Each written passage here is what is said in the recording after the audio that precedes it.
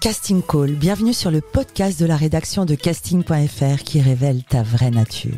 Ici, on va parler casting, témoignages exclusifs, des rencontres avec des professionnels, les clés et les secrets pour devenir un artiste et surtout, en vivre. Casting Call, c'est ton nouveau coach audio qui te permet de poser ton premier pas sur ton chemin de l'éveil et de la réussite. Ose enfin devenir celui dont tu rêves. Bonjour et bienvenue sur Casting Call, le podcast de la rédaction de casting.fr. Je suis Soledad Franco et aujourd'hui j'ai le plaisir de recevoir un homme, artiste, comédien, réalisateur, chef d'entreprise, nommé à 19 ans le plus jeune PDG de France et écrivain. Son premier livre, il l'a écrit en 2008, puis plus récemment le livre Entre chien et loup, édité en 2022.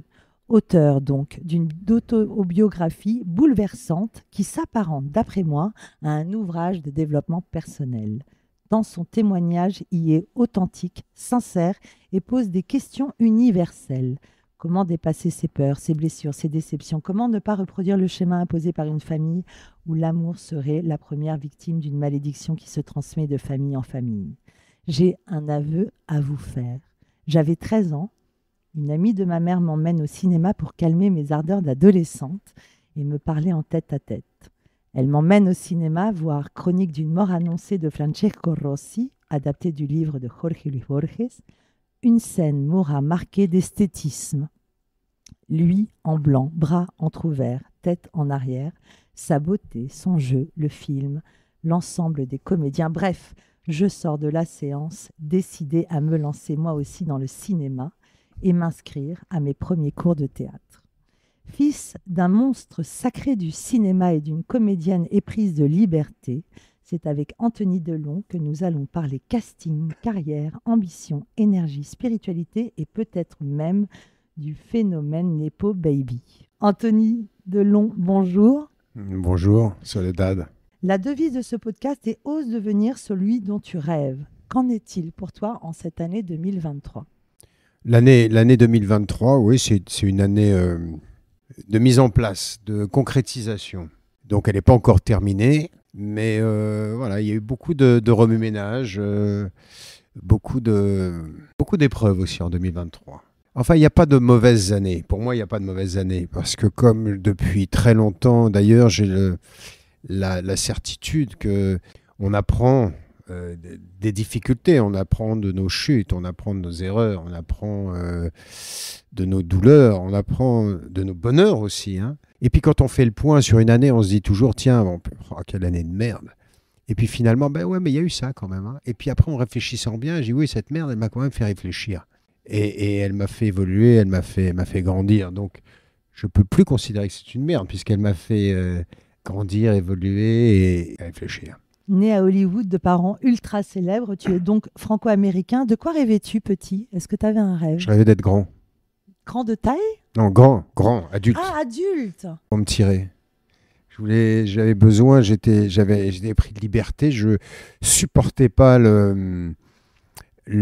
comment dire, à l'école déjà, l'autorité, je détestais qu'on me dise ce que je devais faire. Donc en fait, je me suis dit, quand je serai grand, plus personne me dira, je pourrai faire ce que je veux. Libre. La liberté, absolument. Ta carrière au cinéma commence en 1985 avec Une épine dans le cœur, film franco-italien. À cette époque, le cinéma est pour toi une évidence? Non, à cette époque, c'est un hasard un peu. C'est-à-dire que j'avais commencé comme créateur de mode. J'ai lancé une ligne de vêtements de cuir. Avant même de commencer le cinéma? Oui, puisqu'on a lancé la collection en 84 et donc j'ai commencé à travailler dessus à l'année de mes 18 ans. Voilà, sur des blousons que j'avais créés, avec lesquels je travaille avec des stylistes. Et voilà. Une collection en cuir? En cuir, oui, parce que j'aimais le cuir depuis toujours. Tu l'aimes encore? Oui, je l'aime encore, mais pas de la même manière, un peu moins. Voilà, et donc du coup, j'ai été lancé là-dedans et j'ai eu des petits problèmes avec mes associés, j'ai eu des problèmes voilà, dans la société et du coup, je me suis retrouvé sans emploi. C'est-à-dire qu'on a été obligé de déposer le bilan et on m'a proposé ce film, de faire des essais d'abord, pardon. Des essais, carrément? Oui, des essais en Italie pour ce film. Par contre, je crois que mon premier casting, c'était La Boum. Ok. Et le cinéma, donc en 1985, tu le fais comme ça, comme une expérience En fait, j'ai fait l'épine dans le cœur d'abord, la spina nel cuore, et puis tout de suite derrière, j'ai fait la chronique dont tu parlais. un film incroyable qui a eu un succès fou. Voilà, c'est vrai que ça a bien marché, mais surtout, c'était une expérience alors de tournage extraordinaire. Et puis ensuite, le film a été sélectionné donc hors compétition. Je crois qu'on a fait l'ouverture du Festival de Cannes avec ce film. Alors là, c'était une expérience, la montée des marches et tout, c'était une expérience forte quand même. Quand on s'appelle Delon, c'était une évidence ou pas, une obligation? Pas du tout, pas du tout. C'est parce que c'était Rosie. Et d'ailleurs, le film s'est fait démonter à Cannes. Hein. Le film a bien marché, mais il y a toute une presse, notamment Libération. Bon, c'est assez classique, mais voilà, qui ont démonté le film. Mais voilà, c'était une belle aventure. Et pour toi, à l'époque, c'était facile de te lancer dans le milieu du cinéma? Disons que cette proposition de premier film et d'essai, oui, c'était pas un casting. Elle est venue comme ça. Donc ça, c'était facile. Derrière, Rosie m'a vu. Il m'a pris pour faire Santiago Nassar. Et puis ensuite, après, non, je suis rentré dans un parcours plus traditionnel où j'ai fait des essais. À ce moment-là, tu défrayais la chronique en France, tu enchaînais les bêtises. D'après moi, tu incarnes bien le paradoxe, la quintessence du paradoxe même. D'ailleurs, dans ton livre Entre chien et loup, ça se ressent. Comment on se lance dans le business? Comment à 19 ans, on a cette idée de se dire, tiens, je vais lancer une ligne? C'est très simple. Alors qu'on grandit dans le milieu du cinéma, non, l'idée, elle est des bêtises. Très simple. J'ai pas vraiment grandi dans le milieu du cinéma. Hein. C'est-à-dire que mes parents ont divorcé quand j'avais 4 ans. À 10 ans, j'étais envoyé en pension. Et en fait, ma vie, elle n'a pas été un petit peu chez ma mère avant mes 10 ans. Parce qu'elle voyait pas mal de gens, mais plutôt de la chanson. Je me souviens de Jacques Dutronc, je me souviens de Sardou, je me souviens de... Bon, il y avait des acteurs étrangers qui venaient parce qu'elle travaillait beaucoup à l'étranger, ma mère. Mon milieu, c'était pas le milieu du cinéma. C'est-à-dire qu'après, quand j'étais envoyé... en pension. Mes amis n'étaient pas des enfants de fils d'acteurs. Voilà. Maintenant, l'idée de lancer cette ligne de cuir, j'ai toujours été passionné de cuir depuis tout petit. Et en fait, ça s'est fait d'une drôle de manière. J'étais assis dans une boîte avec un ami, mon meilleur ami, de l'époque, il y est resté d'ailleurs. Et puis là, je crois que j'avais acheté un blouson, sûrement. Et puis il y a quelque chose qui me... Je sais pas, j'ai dit, tu vois, c'est con. Et puis là, il me dit... Tu es toujours en train de dire, ouais, il manque ci, il manque ça, tu devrais faire ci, tu devrais faire ça. Pourquoi tu lances pas ta ligne de blouson? Et là, je lui dis, pourquoi pas? T'as raison. Tu veux pas qu'on s'associe? Il avait 4-5 ans de plus que moi. Et il m'a dit d'accord. Et là, il a, lui, de son côté, trouvé des associés qui allaient emmener un financement, etc. Et c'est parti comme ça. On avait 136 boutiques, je crois, en France et dans certains pays d'Europe, la Grèce, le Liban... la Suisse, ouais, c'est énorme. Mais bon, c'était les années 80. Une autre époque. Une autre époque. On parle de ta carrière. Quel regard portes-tu sur les productions en 2023? Toi qui as grandi dans ce qui me semble le plus noble du cinéma français, avec l'arrivée de ces stars, influenceuses, télé, Netflix, Amazon. Ça, tu dis ça parce que tu as lu mon livre. Et qu'à un moment, je crois que je parle d'Instagram et des réseaux sociaux et de l'importance d'Instagram et des réseaux, parce que j'ai des copains qui effectivement se sont un peu plaints parfois en me disant mais tu te rends compte, et même certains qui sont producteurs, mais parce qu'après c'est les chaînes aussi qui vont dire tiens celui-là ou celle-là, je sais pas quoi, elle a 350 000 followers ou 400 000, souvent c'est des faux. Et donc ça a une importance dans des choix de séries pour les jeunes, etc.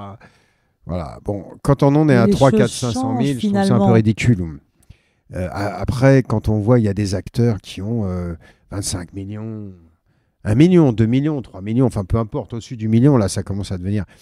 Mais en dessous de ça, je trouve ça un peu ridicule. Entre chien et loup est ton deuxième ouvrage. Tu rencontres un immense succès. Ce n'était pas une enfance facile, des parents séparés, une maman absente, un papa au tempérament violent. Ce livre semble être pour toi une véritable thérapie. Quelle était ton intention en l'écrivant? il y a plusieurs strates dans ce bouquin. C'est plus un essai qu'une autobiographie. D'ailleurs, il n'a pas, il a pas été mis en place, il n'est pas sorti dans le rayon autobiographique, hein. C'est plus un essai. Alors effectivement, je parle de nous, mais avant tout, d'abord, c'est un hommage que je rends à mes guides, mon parrain et Loulou, qui ont été mes parents, je dirais, de substitution, et qui ont fait de moi en partie ce que je suis aujourd'hui.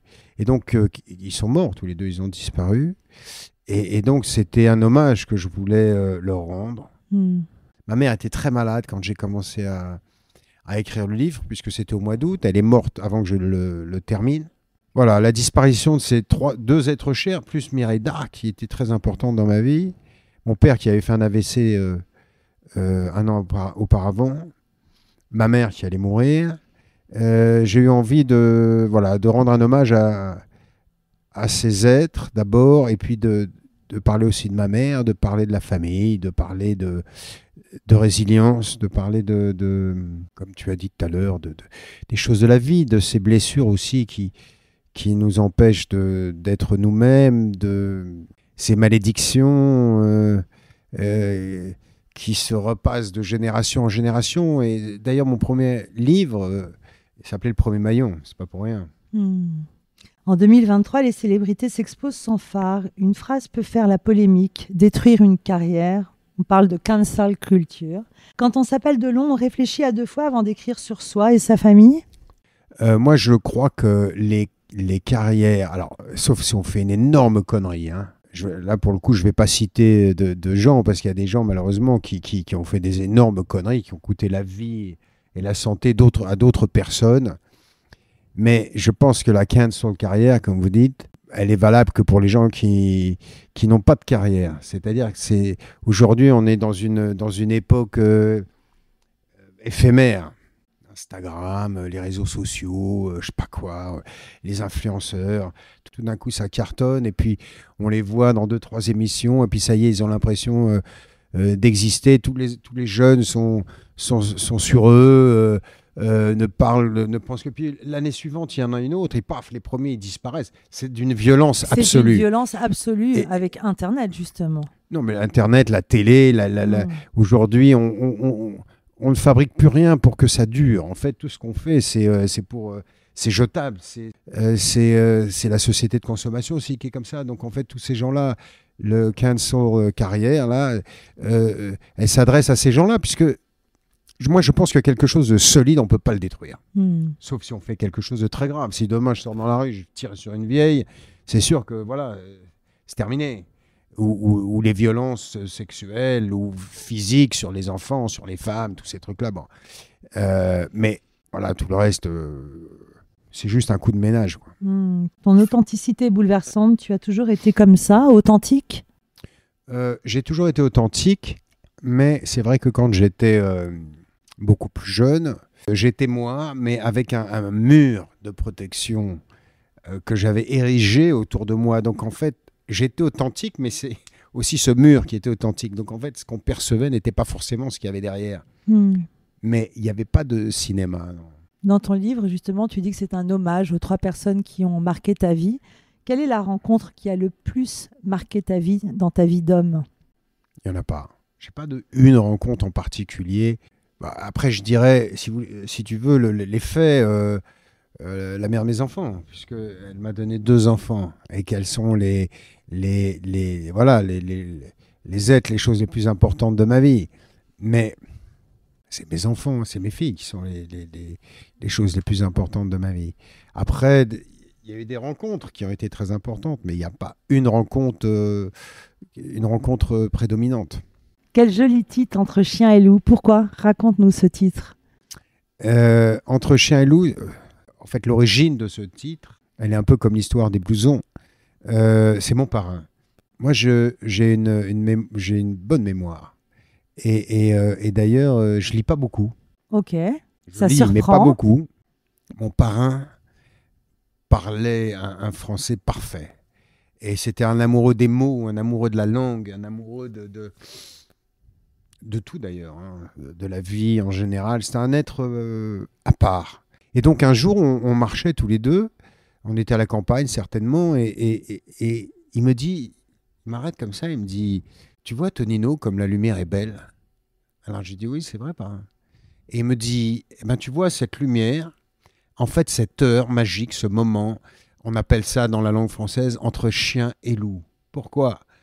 Parce qu'en fait c'est indéfinissable, on ne sait pas si c'est la nuit ou si c'est le jour. On ne sait pas si c'est le chien ou si c'est le loup. Mhm.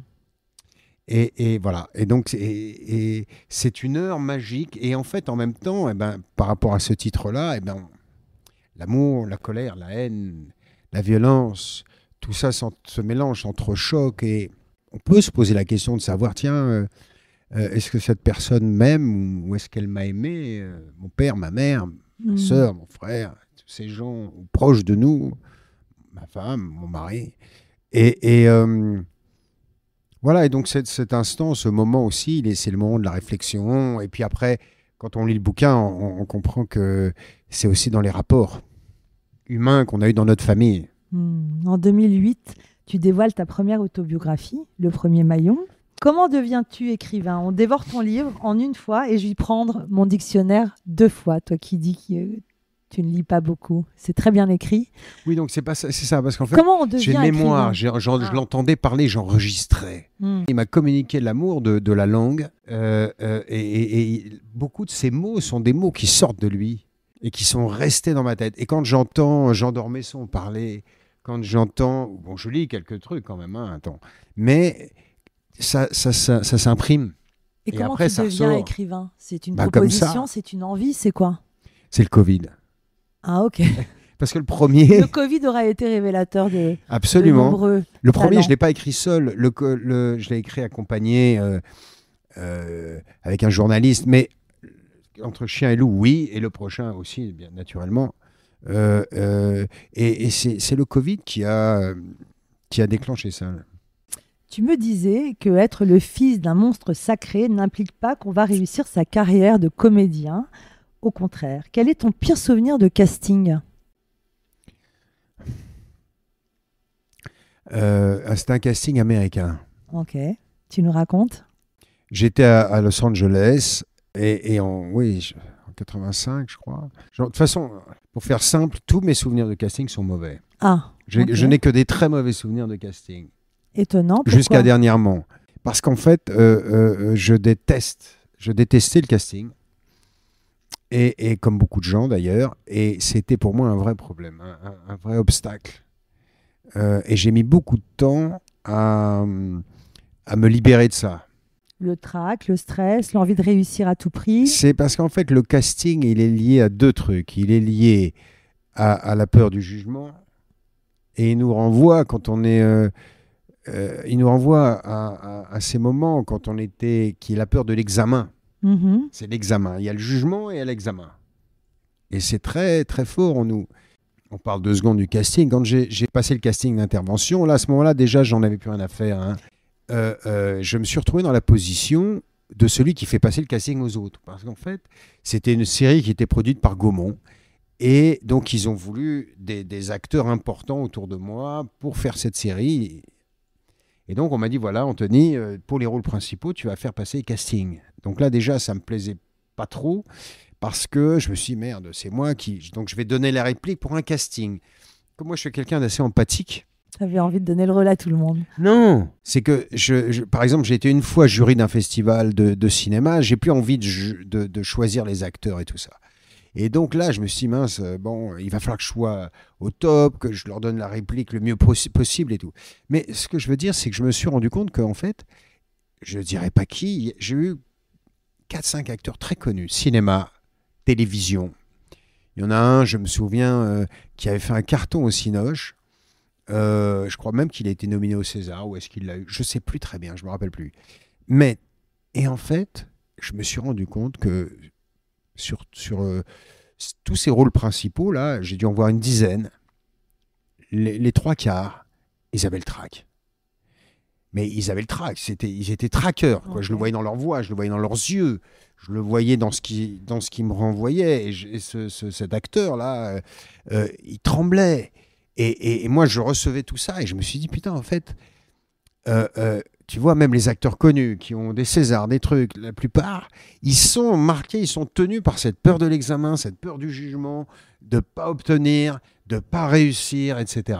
Et peu importe ce que tu as eu, si tu as fait 10 films, 15 films, machin, et la plupart, il y avait aussi des acteurs de série qui avaient cartonné, et ben ils avaient le trac. Donc c'est pas que les acteurs qui sont débutants, etc. Le casting, c'est un exercice très particulier. On parlait de succès, tu as joué dans Police, qui a été encore un succès. Ah ouais, mais alors Police, pour des raisons inhérentes à moi, je dirais, Police, j'y suis une seconde, un quart. C'est-à-dire que si tu te baisses pour refaire ton lacet, tu m'as raté. Alors qu'en fait, dans Police, j'ai 5 ou 6 jours de tournage. J'ai eu la très mauvaise surprise. Tout a été coupé parce que la plupart de mes scènes étaient avec Carole Rocher dans Police. Tu avais passé un casting pour Police ? Non. Pas de casting. Pas de casting, mais bon, c'est comme si je jouais pas dans le film. Hein. Les gens ont dit ce qu'ils voulaient. Ça m'a souvent blessée, provoquant chez moi un sentiment d'injustice. Mais aujourd'hui, et depuis bien longtemps, ça ne me touche plus. Ils ne comprennent rien, ne voient que l'aspect superficiel, l'image qu'ils projettent en eux de porter un nom célèbre, comme si cela compensait le reste. Tu étais très rebelle, envoyée en pension, puis dans un centre pour mineurs. Encore un paradoxe, car en parallèle, tu vivais des aventures extraordinaires. Qu'est-ce que j'entends par des aventures extraordinaires ? Des voyages, des rencontres à travers les amitiés de tes parents, ta nounou, qui t'ont cultivé et construit. J'imagine, on te sent très cultivé. Qu'est-ce que tu peux m'en dire ? Si, dans ton livre, on le sent. C'est vrai. Mais bon, alors après, comme j'ai toujours été entouré de gens de grande culture, mon parrain, ma mère avait une culture énorme. Ses amis, des gens très proches de moi. Donc c'est vrai que du coup, moi je me compare, enfin quand on me parle de ça, je pense à eux et je me dis merde, non, je ne suis pas très cultivé. C'est des gens qui lisaient 3 livres par semaine. Ça, c'est des mecs qui sont cultivés, ou même 1 par semaine, c'est déjà pas mal. Mais enfin bon, donc je ne suis pas très cultivé, c'est pas vrai. Et les voyages, ça cultive pas la vie que tu as eue, ça cultive pas ? Ça, non, ça t'enrichit. Parfois, la culture, c'est la culture. C'est différent. Cultiver son quotient émotionnel aussi, ses perceptions, tout ça, c'est de l'enrichissement. Donc oui, je suis assez riche, si tu veux, mais pas très cultivé. Quel a été le déclic pour enfin trouver la paix, te trouver toi-même ? Le lâcher-prise, je crois, mais cette colère, quand j'avais 20 ans, 25 ans, d'ailleurs, j'étais pas dans un centre pour mineurs, j'étais en prison, j'étais dans la prison de Bois d'Arcy. Prison alors ? Oui, prison. Mais tu n'étais pas mineur ? Non, j'étais majeur. Ah. J'étais mineur pénal, mais j'étais majeur. C'est-à-dire qu'en fait, il y a la maison de correction pour mineurs, et ensuite, tu as le majeur à 18 ans, j'avais 18 ans. Et ensuite, tu as le grand quartier, c'est-à-dire que j'étais mineur pénal, c'est-à-dire que tu peux voter à partir des mineurs majeurs pénal à partir de 21 ans. Moi, j'avais 18 ans, mais j'étais pas dans un centre de mineurs puisque j'étais majeur. Compliqué. Alors le déclic, c'est quoi ? C'est le lâcher-prise ? Non, c'est-à-dire qu'à cette époque-là, et même un peu après, je veux dire, quand j'étais jeune, cette violence, elle me nourrissait. Elle me donnait de la force. Et puis après, je me suis rendu compte qu'elle se retournait contre moi. Et donc, j'ai compris qu'il fallait trouver un moyen de désamorcer ça. Tu parles plusieurs fois de mémoire cellulaire, de destin, de valeurs essentielles, force de vie. Tu racontes une scène bouleversante quand tu tiens Mireille d'Arc, dans un moment de souffrance et que tu as besoin de passer ton bras sous l'eau. D'après moi, tu parles d'énergie. Est-ce intuitif ? Es-tu initié ?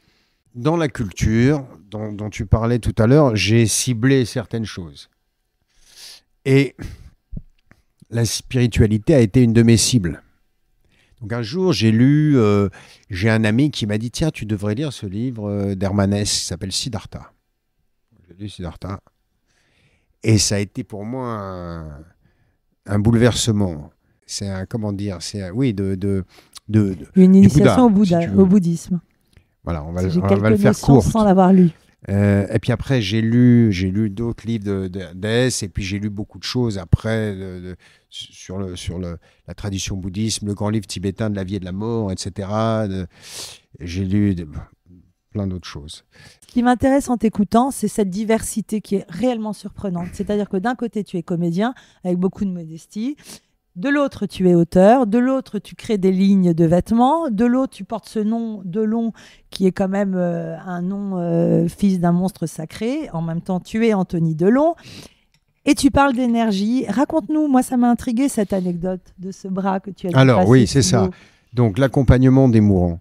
Et le moment, j'en parle dans le livre, le moment où ça s'est produit, Mimi, il était 19h, je crois, et elle est partie à 2h du matin. Donc, elle était... Mimi Miraïda. Mireille Darc, pardon. Donc, elle était en train de partir. Hein. Elle était plus consciente. Elle était inconsciente. Et c'était quelqu'un de très spirituel, Mireille. Il s'intéressait à beaucoup de choses, le bouddhisme notamment, et voilà, la vie après la mort. Et tu te serais très bien entendu avec elle. Et là, c'est drôle parce qu'elle avait cette philosophie, cette spiritualité. Elle était prête, tu vois. Elle a tellement vécu. Enfin, elle a eu ce problème de cœur. Elle a vécu, je veux dire, les derniers mois, mais même depuis qu'elle a été opérée, c'est comme si elle avait une épée de Damoclès. Donc, elle avait face à la mort. Et puis, on ne sait jamais ce qui se passe. L'instinct de survie, le passage. Je suis arrivé et elle gémissait, elle appelait sa mère. Et donc, j'ai compris que c'était compliqué pour elle à ce moment-là. Et donc, je lui ai pris la main et j'ai commencé à lui parler, dire des choses. Et elle s'est calmée. Elle s'est apaisée, en fait. Mais alors moi, j'ai ramassé, effectivement, dans ma main, dans mon bras, toutes ces peurs à ce moment-là. Je ne sais pas ce que c'était, mais c'est comme des crampes, effectivement, qui sont montées jusqu'au-dessus de mon avant-bras. Donc j'ai été, me passer la main sous l'eau. Enfin, le bras sous l'eau, pardon. Tu dis, je me croyais fort, mais je ne l'étais pas. La vraie force résidant dans sa capacité à lâcher prise et à libérer de mauvais concepts qui peuvent nous enchaîner tout au long de notre existence. Ce qui est intéressant, c'est quand on lit un livre comme le tien, on a des déclics. Moi, le lâcher prise, ça m'a intéressé, ça a été un déclic. Il semblerait donc que pour toi, le lâcher prise soit le commencement à toute résilience ou création. Qu'est-ce que tu aimes faire pour lâcher prise? Tu fais du sport? Qu'est-ce que tu fais? Le sport, c'est plus un exutoire. Je fais des endorphines avec le sport. Comme tu quand vas on à fait l'amour. Douchy en ce moment? Tu vois, tu fais des endorphines. Je crois qu'il y a beaucoup de gens, j'ai rencontré beaucoup de gens qui pratiquaient le bouddhisme ou d'autres formes de spiritualité, etc. Mais en fait, ils le pratiquaient beaucoup en surface. Et je pense que le bouddhisme, c'est un travail de fond d'abord. C'est un travail avec soi. Ça demande beaucoup de rigueur et d'attention de chaque seconde, de chaque minute de notre vie. Et en fait, parce qu'on est plein de travers, de mauvaises habitudes, et en fait, il faut apprendre à l'introspection. Et l'introspection, elle ne se fait pas une fois par mois, une fois par semaine. 2 heures les jeudis et 3 heures le dimanche. C'est pas comme ça que ça se fait. Parce que sinon, le reste du temps, on est en roue libre. C'est tout le temps. C'est un gros boulot. Dans ton livre, tu racontes le projet d'un documentaire sur ta maman.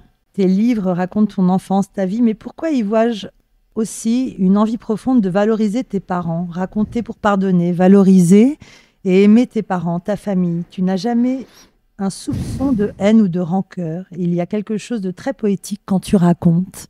Non, aujourd'hui, la rancœur, j'en ai eu beaucoup. Aujourd'hui, j'en ai plus. Parfois de la colère encore, qui peut remonter. J'ai tourné les 37 derniers jours de la vie de ma mère, mais le documentaire n'est pas encore malheureusement... parce qu'en fait, c'est pas un documentaire... Ça ressemble à un documentaire sur la fin de vie, mais c'est pas un documentaire sur la fin de vie dans le sens où on l'entend. C'est plutôt la meilleure façon de mourir. C'est un peu différent. Et c'est en fait les derniers jours, les dernières semaines de ma mère, entourée de tous les gens qui l'aiment, qu'elle a eu envie d'avoir autour d'elle, et de comment vivre le mieux possible, affronter le mieux possible parce que j'explique dans le bouquin que quand on est allé, on s'est retrouvé chez le médecin et elle lui a dit combien de temps, docteur? Elle a dit écoutez, combien de temps? Elle a dit entre 4 et 6 semaines à vivre. Hein. Et ça fait 37 jours. Donc 37 jours, tu vois, on est presque à 6 semaines. Et donc là, c'est pas facile. Et donc, la manière dont elle a géré tout ça, et ça aussi, ça s'est fait par hasard, parce que on a dîné avec mes enfants, il y avait mon cousin qui était là, il y avait la famille, sa sœur et tout ça, parce qu'elle a appelé sa sœur, elle a dit, je veux que tu viennes, je vais mourir, je veux que tu restes avec moi jusqu'au bout. Donc 2 jours après, ma tante était là. Mon cousin est informaticien, et elle lui dit, j'aimerais bien que tu me fasses un site internet pour que... non, un site pour que les filles, mes filles à moi, donc ces petites filles, sachent qui je suis, on récupère des photos, des images, des films, des extraits, pour qu'elles sachent qui était leur mamouche. Et là, tu files en aiguille, j'ai dit, tu sais, si tu veux, je peux te filmer. Et elle a dit d'accord. Et c'est parti comme ça, en fait. Le souci de transmission est très présent chez toi, très, très, très présent. Oui, parce que c'est tout ce qui reste. C'est tout ce qui reste. Est-ce que ce documentaire que tu as réalisé autour de ta maman t'a donné envie de te lancer dans la réalisation? J'avais déjà des désirs de réalisation, puisque j'ai écrit 2-3 scénarios, dont un que je gardais sous la main et que je voulais réaliser. Ça aussi, c'est venu avec le Covid. J'ai écrit un treatment, donc une dizaine de pages de ce film, et ensuite j'ai écrit des arches, c'est-à-dire une trentaine, non, un peu plus peut-être, oui, 50 de pages. 8 x 6, 48, à peu près 8 pages par épisode pour faire une série. Et voilà. Et donc, je voulais la co-réaliser. Donc, c'est dans les tuyaux, voilà. Mais, entre-temps, j'ai écrit mon bouquin. Donc les droits ont été vendus, il va y avoir une série qui va être faite, ça va être produit par Dominique Besnéard et Media One. Et là j'ai écrit le deuxième, donc mon deuxième bouquin qui est un roman. Et donc je suis passé chez Fayard aussi pour le deuxième, parce que le premier c'était Cherche Midi. Et donc j'ai signé mon roman avec Fayard et j'ai fini le livre il y a 2 jours et je vais attaquer le scénario. Là je fais un petit break quand même. Et puis je vais attaquer le scénario parce que ça sera mon premier film comme réalisateur. Ça ne sera pas l'autre. D'accord. La série, ça sera celui-là. Donc là, maintenant, je vais trouver un co-scénariste parce que je n'ai pas envie de l'écrire seul. Je pourrais, mais sorti du livre, et je voudrais le mettre en route tout de suite. Donc il faut que je trouve quelqu'un pour écrire avec moi. Tu as déjà des idées? Un producteur? Non, pas du tout. J'ai rendez-vous la semaine prochaine avec mon agent, on va en parler, on va voir. Et voilà, et ça sera mon premier film comme réalisateur, et je ne jouerai pas dedans. Ou alors si, un peu... J'ouvrirais une porte, peut-être un truc comme ça, mais... Tiens, parlons de la relation avec ton agent. Tu es dans une célèbre agence artistique, une des meilleures. Comment ça se passe, la relation avec ton agent? Ça fait rêver tout le monde, ça. Tous les artistes rêvent d'un agent. C'est toi qui es allé le chercher? C'est elle qui est venue te chercher? Tu vois, je sais même qui est ton agent. Alors, les agents... Non, c'est moi. Non, j'ai appelé une amie actrice qui était et je lui ai dit, dis donc, comment il est ton agent, il est bien ou pas? Et pas que le mien était mauvais, mais pour des raisons justement liées à l'écriture, liées à des projets de réalisation, etc. Je pense que c'était plus judicieux pour moi d'aller dans cette agence-là plutôt que de rester dans celle dans laquelle j'étais. Et donc elle m'a dit ouais, machin, enfin bon bref. C'était Mathilde Seigné, puisque c'est ma seule amie dans le métier. Vraie amie, hein, c'est la famille Mathilde. Et donc, voilà, et c'est comme ça que j'ai été chez Alexandra Chamis. Mais bon, si tu veux, les agents, c'est bien, mais... Il faut peut-être désacraliser l'agent. L'agent, oui. Qu'est-ce que c'est? C'est comme un avocat, c'est pas la personne qui va te trouver du travail. Si, il est censé te trouver du boulot. Mais après... C'est un métier, on en parlait en début d'interview, alors déjà avec les réseaux sociaux, l'Instagram, le truc, le machin. Bon, et puis après il y a des listes, et puis il y a des acteurs bankable à la télévision, au cinéma, mais comme maintenant c'est la télévision qui finance le cinéma, donc du coup il faut qu'il soit bankable aussi à la télé, parce que sinon... comme c'est la télé qui finance, ensuite ton film il va passer à la télé. Donc il faut quand même... Donc tout ça, c'est des transactions, c'est compliqué. C'est vraiment compliqué, je trouve. Quel conseil tu pourrais donner aux auditeurs qui nous écoutent et qui rêvent d'entamer une carrière artistique? Si je veux devenir comédien, qu'est-ce que tu moi, donnerais? le même que celui que j'ai donné à mes enfants. C'est-à-dire autre chose. Non. Alors, non. Ce que je veux dire, on rigole, mais c'est vrai. Prendre des cours de théâtre, contacter un directeur de casting. Mais c'est pas ça. C'est que c'est un métier très difficile. dans le sens où moi j'ai vu que c'est un métier anxiogène, c'est un métier insecure, c'est un métier injuste. Mhm.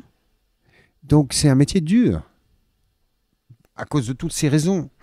Moi j'ai vu beaucoup d'acteurs magnifiques, formidables dans des cours. J'étais à l'époque dans le studio Pygmalion il y a très longtemps. J'ai été dans des cours à New York aussi. C'est un cours de Ben Stiller, tiens d'ailleurs.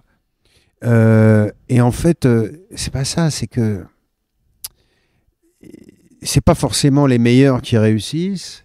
Donc, voilà, c'est vrai que moi, si mes filles avaient voulu être actrices, je les aurais aidées naturellement. J'aurais fait le maximum. Mais je vois pas trop comment. Mais j'aurais fait le maximum, en tout cas, déjà pour leur donner confiance en elles. Après, les aider. Vous voyez, oui, je peux lui trouver un agent, mais aujourd'hui, la compétition, elle est tellement rude que l'agent, je le sais, parce que je l'ai fait pour une amie, et l'agent, il m'a dit, écoute, moi, mon temps, il est compté. Donc, c'est ta meilleure amie, ou c'est une très, très bonne amie à toi, je veux bien la prendre, mais à condition qu'elle fasse des essais. Et parce que le temps que je vais lui accorder, c'est le temps que j'accorderai pas à quelqu'un d'autre. Donc, il faut qu'elle fasse des essais. À l'époque, je disais, allô, tu veux pas prendre ouais, d'accord, pas de problème. Pas. Bon, puis après, des fois, il prenait, il faisait pas travailler non plus. Si c'est un agent sérieux, il dit, voilà, j'ai besoin de me voir. Donc le on a fait piston des essais. n'existe pas. Comment ? Le piston n'existe pas ou n'existe plus. Si, le piston, il existe après. Mais je pense que le piston, il est très, très fort aux États-Unis. Ici, moins. Dans mon introduction, je parlais du phénomène Nepo Baby. Est-ce que tu sais ce que c'est ? Oui, bien sûr, c'est ça, Nepo Babies. Mais, oui, alors aux États-Unis, c'est un phénomène qui est très, très puissant parce que c'est les agents. Alors, tu as les agents, les managers qui font Hollywood. Ici, c'est plutôt les télés, c'est plutôt la bankabilité qui va faire que... Alors après, il y a des connexions, il y a des familles, par contre. Si tu fais partie d'une famille, tu vas être plus fort. Mais on en parlait avec Lola Zidi, justement, de la famille Zidi, voilà. Qui en a témoigné. Mais les Nepo Babies, là, en Amérique, alors là, c'est très puissant parce qu'effectivement, il y a beaucoup d'enfants de stars qui ont été montés et qui ont du talent, d'ailleurs. Je pense au fils de Will Smith, par exemple. Zoé Kravitz. En France, on nous freine toujours. Oui, en France, on essaie quand même d'être alors à ce niveau-là, je pense, plus juste. D'un côté plus juste, et puis après, peut-être que effectivement, ça freine aussi un peu. Anthony Delon, c'est qui ? C'est un artiste, c'est un écrivain ? Je suis moi. Je discutais avec une personne un peu, comment dire, apatride. Et j'ai écouté parler cette personne. Et en fait, c'était un problème. Et je comprends très bien, parce qu'on a des racines. Mais en fait, on est des enfants de l'univers. Tu en parlais tout à l'heure. Il faut se recentrer sur notre pivot. C'est-à-dire que nos racines, c'est la terre. C'est le monde dans lequel on vit. Et quand je dis je suis moi, ça veut dire que oui, je fais des choses, je crée, il y a des choses dont je ne suis pas content. D'ailleurs, je suis assez dur avec moi. Donc il y a des choses qui ne me plaisent pas, il y a des choses dont je ne suis pas content, d'autres dont je suis fier. L'écriture, par exemple, tu en es fier ? Moi, je suis fier du succès de ce livre.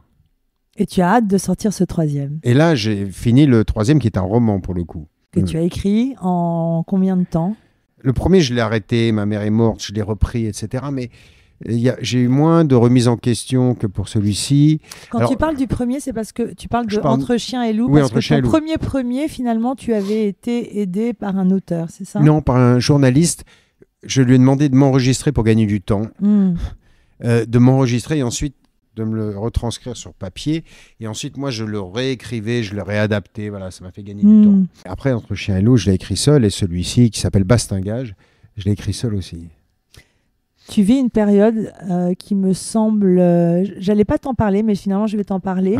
tu t'occupes de ton papa, il semblerait. J'ai ce sentiment que finalement, le devoir de mémoire chez toi, par rapport au fait d'avoir des parents si, j'allais dire puissants, mais si présents, est un travail en soi. Je me trompe?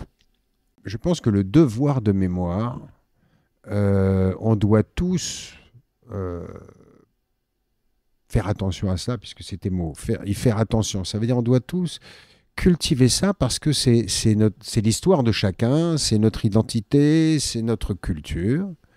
Malheureusement, il y a aussi beaucoup de gens qui ne reçoivent pas ce que moi j'ai reçu avec mon parrain, avec Loulou, avec ma mère beaucoup, avec certains membres de ma famille. C'est sûr que c'est difficile de donner quand on n'a pas, de transmettre quand on n'a pas reçu. Alors après, c'est un travail différent, mais le devoir de mémoire, c'est la vie, c'est le futur, c'est ce qui reste en fait, et c'est important de ne pas oublier d'où on vient et de travailler sur soi et de rendre hommage aux gens qui je ne vais pas dire aux gens qui nous ont fait du mal, hein, parce que il ne faut pas leur rendre hommage, mais en même temps, on devrait pouvoir le faire, parce que en fait, cette souffrance, elle a fait aussi de nous ce qu'on est devenu. Mais en tout cas, c'est important de ne pas oublier. Je vis avec un vague à l'âme que j'emporterai avec moi jusqu'au dernier instant, quand je lâcherai mon ultime soupir. Il ne s'appelle pas pourquoi, car j'ai déjà la réponse à cette question, mais plutôt « Su était bien ». C'est comme ça que finit ton livre. C'est absolument bouleversant. Qu'est-ce que tu dirais au petit Anthony, à l'enfant Anthony Delon? Je lui parle parfois. Je lui dirais « T'inquiète pas, ça va aller ». Et qu'est-ce qu'on peut te souhaiter pour la suite? Que ça aille. Anthony Delon, merci. De rien, merci.